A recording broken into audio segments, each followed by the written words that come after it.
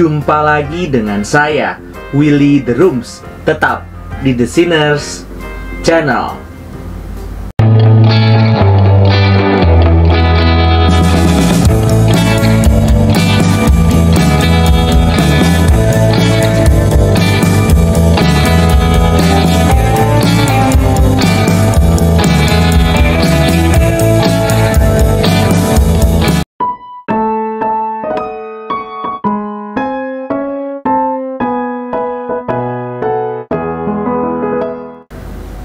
Sewaktu Anda memberitakan Injil, sebenarnya apakah yang baik di dalam kabar baik yang Anda komunikasikan itu?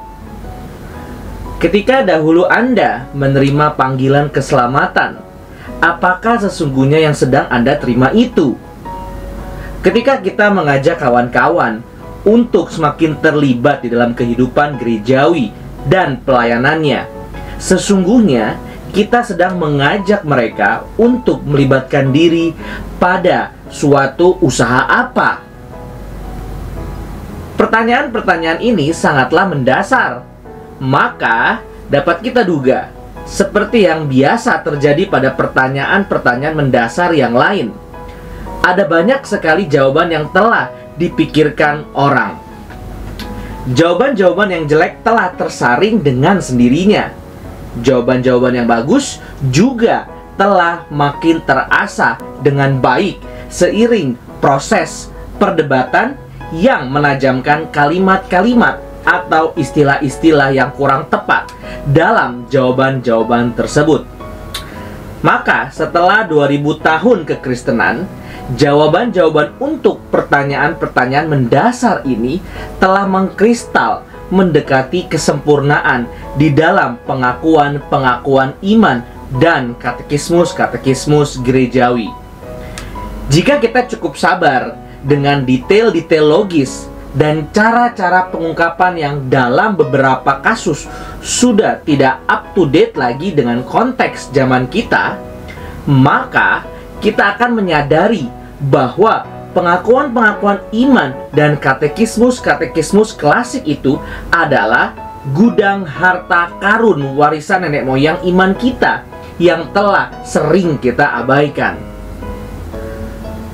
Jawaban yang bagus yang telah mengkristal seperti ini memiliki problem khasnya sendiri, karena jawaban-jawaban ini telah diterima oleh pihak-pihak yang diakui otoritasnya secara luas. Maka bagian terbesar populasi akan mulai mengutip dan mengedarkan jawaban-jawaban bagus tersebut di dalam konteks percakapan mereka masing-masing. Seringkali hal ini dilakukan tanpa pemahaman mendalam mengenai konteks perdebatan semula yang memunculkan jawaban-jawaban tersebut.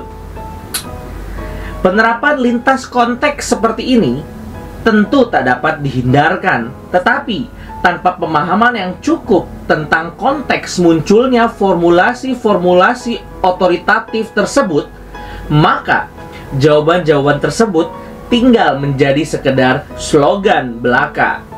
Dan slogan dapat dimuati dengan aneka ragam makna yang saling bertentangan. Celakanya, sebagian besar populasi cenderung tidak mau meluangkan waktu mereka yang memang sempit dan berharga untuk mencermati setiap perdebatan dengan mendetail. Maka hasilnya slogan-slogan otoritatif yang ditempelkan sebagai jawaban atas pertanyaan-pertanyaan yang tidak cocok menjadi sebuah ironi pemiskinan kristal-kristal warisan iman kita itu. Contoh nyata dari pemiskinan warisan iman Kristen yang diperlakukan sebagai slogan yang ditempelkan pada konteks yang tidak cocok adalah soteriologi yang dilepaskan dari konteks historisnya, yaitu pengharapan eskatologis umat Israel. Soteriologi sesungguhnya tak dapat dilepaskan dari ajaran mengenai penciptaan, doktrin manusia, dan eskatologi yang dipercaya oleh umat Allah di zaman Yesus dan gereja mula-mula. Keselamatan dan hidup yang kekal seringkali menjadi jawaban bagi pertanyaan-pertanyaan dalam paragraf pembuka video ini.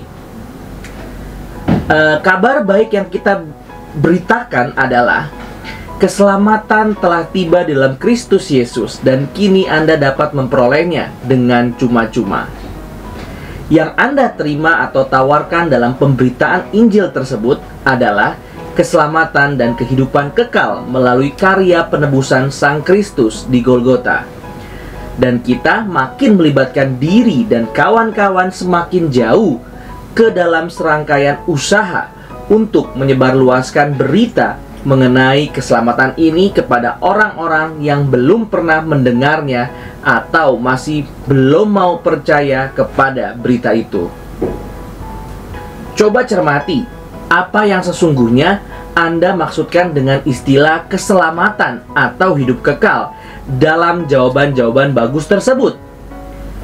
Jika yang Anda maksudkan dengan selamat adalah aku tidak dihukum di neraka, maka Anda hanya memahami sepertiga dari jawaban Tuhan di kayu salib atas problem utama manusia, versi Paul Tillich, seorang profesor philosophical teologi ternama dari Union Theological Seminary.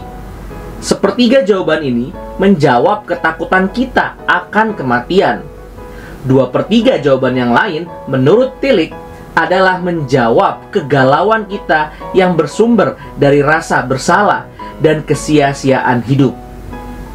Jika kita meninjau konteks sejarah dan sifat kesejarahan dari berita Injil, maka kita akan menyadari ketiga jawaban Injil bagi Tillich ini pun hanya menyentuh dimensi eksistensial dari Injil. Keselamatan bukan hanya berurusan dengan kerisauan-kerisauan Anda pribadi, yang tentu dibentuk oleh struktur, praksis, dan worldview dari masyarakat modern. Keselamatan yang dinantikan oleh umat Israel yang akhirnya digenapi di dalam karya Yesus dari Nazaret bukan sebatas urusan ketakutan-ketakutan atau kegalauan-kegalauan pribadi para murid, tetapi ini adalah jawaban Tuhan atas apa yang salah di dalam alam semesta dan sejarah seluruh generasi umat manusia. Karya penebusan Kristus itu menggenapi rencana penebusan Sang Pencipta bagi seluruh tatanan ciptaan. Kita ini bukan diselamatkan dari ciptaan seperti diasumsikan oleh orang-orang yang berpandangan asketisme ekstra mundane, tetapi sebagai bagian dari ciptaan, seperti yang diasumsikan oleh mereka yang memiliki spiritualitas intramundane. Singkatnya, jangan hanya mengaitkan keselamatan dengan nasib pribadi belaka, tetapi juga dalam konteks komunitas, sejarah umat manusia, dan alam semesta. Setiap kali Alkitab menggunakan istilah keselamatan, ia mengacu kepada semacam ide yang khas yang tidak tentu, sama dengan ide kita di zaman ini ketika memakai istilah yang sama. Ide keselamatan di dalam Alkitab berkenaan dengan kemuliaan seluruh tatanan ciptaan ketika Tuhan menciptakannya. Allah Israel itu begitu mulia sehingga diperlukan segenap ciptaan dan seluruh generasi umat manusia dengan seluruh bakat dan pekerjaan yang dilakukan mereka untuk dapat sedikit memancarkan kemuliaan Tuhan itu. Masalahnya, pemberontakan yang dilakukan umat manusia telah merusak kemuliaan semula itu. Pekerjaan penebusan yang direncanakan telah dan sedang dilakukan oleh Allah di dalam Kristus bertujuan memulihkan kemuliaan itu dalam seluruh kegemilangannya. Bayangkan sebuah dunia tanpa air mata duka. Tidak ada ketidakadilan, tidak ada kematian dan kesia-siaan, atau dalam bahasa modern, tidak ada saham yang digoreng untuk menguntungkan sejumput orang dan menyengsarakan mayoritas. Tidak ada pengangguran atau buruh yang digaji kurang atau mendapat perlakuan tak manusiawi. Tak ada demo buruh yang menyudutkan pelaku usaha yang sudah tersudut oleh kompetisi dan gonjang-ganjing pasar. Tak ada perempuan yang dieksploitasi dan dinilai hanya oleh kemampuannya membangkitkan birahi sang penatap. Tak ada lelaki yang dinilai hanya berdasarkan gaji dan pengaruhnya belaka. Bayangkan, sebuah masyarakat ideal yang bikin utopia Marx dan para Marxis terlihat sebagai eksploitasi. Sebuah masyarakat ideal yang bikin mimpi para kapitalis terdengar sebagai nafsu murahan kaum gelandangan yang tak punya selera. Mimpi utopia ultimat macam beginilah yang sedang, sudah, dan akan diwujudkan Tuhan di bumi ini. Inilah keselamatan yang dijanjikan Tuhan kepada umat Israel, kepada keturunan Abraham, Ishak, dan Yakub. Keselamatan yang sampai ke ujung bumi, sehingga keturunan Abraham menjadi penyalur berkat-berkat Tuhan bagi segala bangsa. Sebuah metafor mungkin dapat memperjelas hal ini. Kehidupan ciptaan Tuhan ini adalah sebuah doksologi, dan umat manusia mungkin dapat dianalogikan sebagai para penyanyi kor dalam sebuah orkestra. Orkestranya adalah seluruh ciptaan.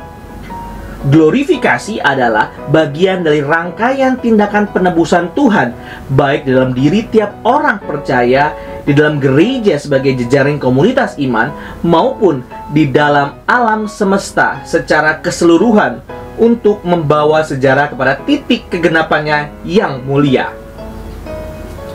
Secara tradisional, ajaran mengenai glorifikasi ini diambil dari rangkaian tindakan Roh Kudus dalam mengaplikasikan keselamatan pada tiap-tiap individu orang percaya. Ordo Salutis, sebagaimana dituliskan Paulus dalam Roma 8 ayat 28 sampai 30. Kita tahu sekarang bahwa Allah turut bekerja dalam segala sesuatu untuk mendatangkan kebaikan bagi mereka yang mengasihi Dia, yaitu bagi mereka yang terpanggil sesuai dengan rencana Allah. Sebab semua orang yang dipilihnya dari semula, mereka yang ditentukannya dari semula untuk menjadi serupa dengan gambaran anaknya, supaya ia, anaknya itu, menjadi yang sulung di antara banyak saudara. Dan mereka yang ditentukannya dari semula, mereka itu juga dipanggilnya. Dan mereka yang dipanggilnya, mereka itu juga dibenarkannya. Dan mereka yang dibenarkannya, mereka itu juga dimuliakannya. Dalam konteks pembicaraannya di surat Roma, rangkaian pekerjaan Allah dalam segala sesuatu untuk mendatangkan kebaikan bagi mereka yang mengasihi Dia ini adalah bagian dari berita pengharapan yang dinyatakan Paulus bagi mereka yang menderita bersama-sama dengan Kristus dalam tatanan dunia yang jatuh ini. Roma 8 ayat 17 sampai 21. Jika dalam tatanan dunia sekarang ini menderita sebagaimana Kristus juga menderita, maka kita ini sedang dipermuliakan bersama-sama dengan Dia. Ayatnya yang ke-17. Proses pemuliaan umat pilihan tidak terlepas dari proses pemuliaan segala makhluk, all creation. Dalam ayat yang ke-19, soteriologi kita harus diarahkan oleh eskatologi dan mencakup seluas ciptaan. Kiranya kesadaran akan shalom yang menjadi konteks janji keselamatan Tuhan ini menjadi arahan dasar pemberitaan Injil kita, pelayanan kita sebagai tubuh Kristus, dan spiritualitas yang kita jalani sebagai umat Tuhan di zaman ini. Terima kasih. Tuhan Yesus memberkati.